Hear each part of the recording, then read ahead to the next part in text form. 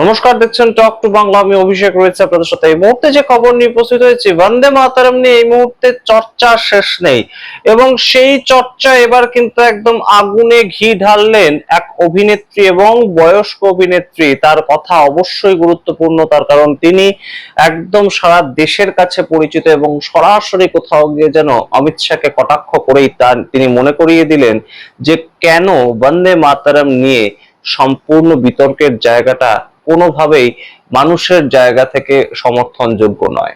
সম্পূর্ণ বিষয়টা আপনাদেরকে বলি। এই মুহূর্তে বন্দে মাতরম তার কটা স্ট্যান্জা গাওয়া হবে সেটাকে নিয়ে একটা বিতর্ক তৈরি হয়েছে। কংগ্রেস সিডব্লিউসির বৈঠকে ঠিক করেছে যে আমরা দুটো স্ট্যান্জাই গাইবো, যেটা রবীন্দ্রনাথ ঠাকুর 1937 সালে প্রস্তাব করেছিলেন এবং সেই সিডব্লিউসির বৈঠকে তৎকালীন সময়ে সুভাষচন্দ্র বোস, সর্দার বল্লভভাই প্যাটেল, মহাত্মা গান্ধী, পণ্ডিত নেহরু তাদের তত্ত্বাবধানে এই সিদ্ধান্তই গৃহীত হয় যে আমরা দুটো স্ট্যান্জা গাইবো, প্রথমের দুটো স্ট্যান্জা।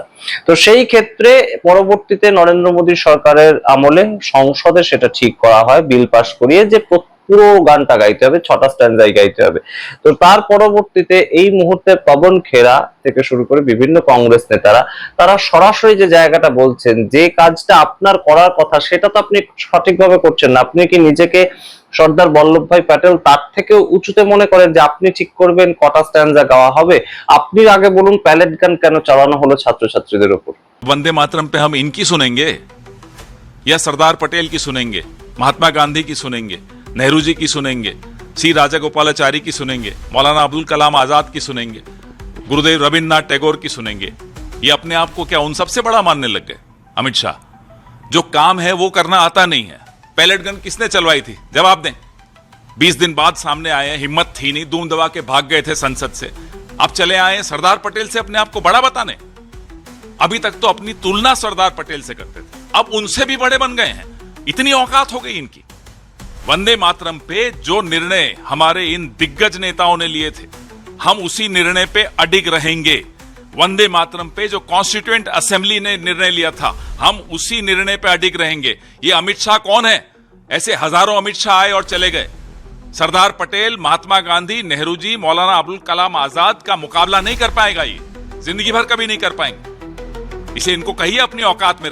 আপনারা শুনলেন পবন খেরার বক্তব্য, খুব গুরুত্বপূর্ণ বক্তব্য। এবার আপনাদের একদম সরাসরি যে বিষয়টা বলে শুরু করলাম সেই জায়গায় নিয়ে যাই। শর্মিলা ঠাকুর, আপনারা জানেন পশ্চিমবঙ্গের একজন অন্যতম নাম এবং সারা ভারতবর্ষের একজন নাম।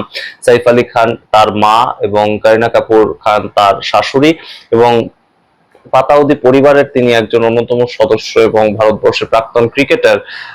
তার স্ত্রী তিনি এবং নিজেও অত্যন্ত নামজাদা একজন অভিনেত্রী। তো সেই শর্মিলা ঠাকুর সরাসরি খুব সুন্দরভাবে ব্যাখ্যা করে বুঝিয়ে দিয়েছেন যে কেন বন্দে মাতরমের পরবর্তী স্তবকগুলো গাওয়ার ক্ষেত্রে সমস্ত ধর্মের মানুষের কাছে খানিকটা হলেও হয়তো সমস্যা থাকতে পারে। मेरा पॉइंट ऑफ व्यू है कि यहाँ पे काफी रिलीजन के लोग रहते हैं, मजहब के लोग रहते हैं जो एक गॉड में विश्वास करते हैं, single God, not many God's. और वंदे मातरम के एक जो स्टैंजा है वो वंदना करते हैं मेनी गॉड्स। आप पढ़ेंगे उसको तो आपको पता चलेगा, उसमें all the gods are mentioned by name. तो वो जो एक रिलीजन में विश्वास करते हैं उनके लिए मुश्किल है कहना कि वंदे काली, वंदे दुर्गा, वंदे, मुश्किल है। तो इसीलिए अगर इंडिया में जितने रिलीजन के लोग हैं उसको अगर हम इकट्ठा साथ लेके चले तो पहला 2 स्टैंजा इज वेरी गुड। আপনারা শুনলেন সেই জায়গাটা এবং অবশ্যই গুরুত্বপূর্ণভাবে এই মুহূর্তে এই বিষয়গুলো নিয়ে আলোচনা হচ্ছে, বিতর্ক হচ্ছে। এবার আপনাদেরকে একটা রূঢ় বাস্তব দেখাই আমরা।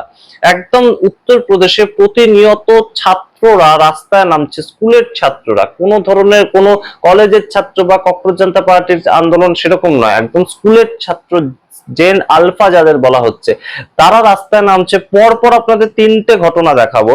একটা হচ্ছে কন্নড় জেলা, এবং সেই কন্নড় জেলাতে তিনটে ঘটনা পরপর ঘটেছে। একটা 20 আগস্ট, একটা 14ই আগস্ট এবং আরেকটা 13ই আগস্ট। 20 আগস্টের যে ঘটনাটা, গুরারপুর জেলা স্কুল, সেখানে হেডমাস্টার মশাইয়ের ওপর একদম তারা বিরক্ত হয়ে তারা সরাসরি রাস্তায় নেমে পড়েন এবং সেখানে পুলিশ আসেন এবং তার পরবর্তীতে তাদেরকে ছত্রভঙ্গ করেন। কিন্তু হেডমাস্টার মশাই পলাতক। তার কারণ শুনবেন, উত্তরপ্রদেশের মতন জায়গায় আজকের এই সময় দাঁড়িয়ে হেডমাস্টার মশাই তার বিরুদ্ধে ছাত্রছাত্রীরা অভিযোগ করেছেন যে তিনি নাকি জাতি দেখে দেখে মানুষের সঙ্গে ব্যবহার করেন, ছাত্রছাত্রীদের জাত দেখে তিনি সেইভাবে তাদের সঙ্গে কাজ করান এবং ব্যবহার করেন, এবং অত্যন্ত গালিগালাজ করতেন নিচু জাতের ছাত্রছাত্রী যারা তাদেরকে, এবং সেই নিয়ে তারা একদম সরাসরি আন্দোলন করে এবং হেডমাস্টার মশাই তার পরবর্তীতে পালিয়ে যান।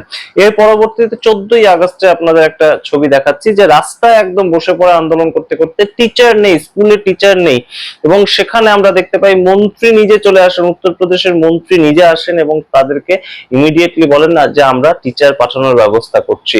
তার পরবর্তীতে 13ই আগস্টের আরেকটা ছবি দেখুন, সেখানে নিজেরা বাচ্চারা একদম স্কুলের মধ্যে নিজেদেরকে তালা আটকে বন্ধ করে দেয় যে আমাদের এই মুহূর্তে সঠিকভাবে স্বচ্ছ জল, খাওয়ার জল নেই এবং সঠিকভাবে যে শৌচালয় ব্যবহার করা সেটা আমাদের নেই, তাই আমরা স্কুল থেকেই বেরোবো না।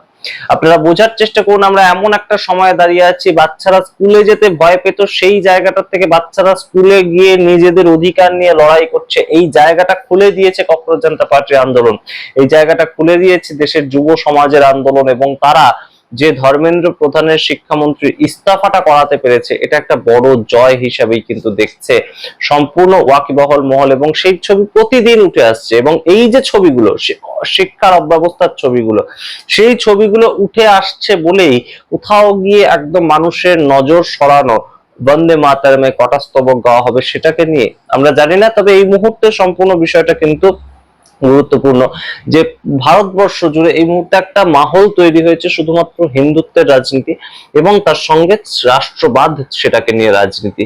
কিন্তু কংগ্রেসকে কটাক্ষ করা এবং কংগ্রেসকে একদম কাঠগড়ায় দাঁড় করানো, এটার মাধ্যমে কি স্কুলের শিক্ষা এগিয়ে যাবে? এটার মাধ্যমে কি সামাজিক যে শিক্ষা, সামাজিক যে বিভিন্ন কাজকর্ম একটা সরকারের করার থাকে, দায়বদ্ধতা থাকে, সেটা করতে পারবে তারা?